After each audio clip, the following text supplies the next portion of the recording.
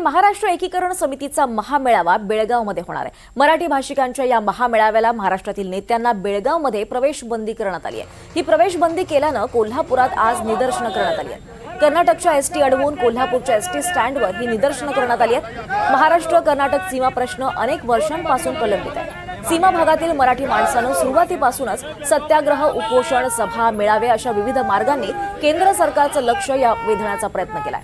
केंद्र सरकारनं अपेक्षेप्रमाणे लक्ष न दिल्यानं मराठी माणसाला अजूनही न्याय मिळालेला नाही। कोल्हापुरातील शिवसेना नेते या सीमा लढ्यासाठी कार्यरत आहेत। आज मेळाव्याला परवानगी नाकारल्यामुळे रोष व्यक्त करण्यात येतोय।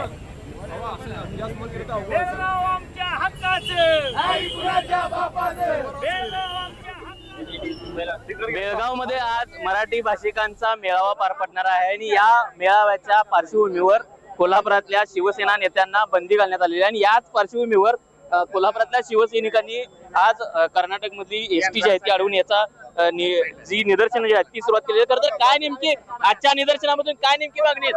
बेळगाव मध्ये येणाऱ्या सगळ्या एसटी आहेत 2 मिनिटं त्या लावल्यानंतर ते बंद करायचे 1-2 मिनिटं। तर बाबा काय नेमकी आजच्या या सगळ्या बेळगाव मध्ये आज मराठी भाषिकांचा मेळावा पार पडणार आहे आणि या मेळाव्याच्या पार्श्वभूमीवर कोल्हापुरातल्या शिवसेना नेत्यांना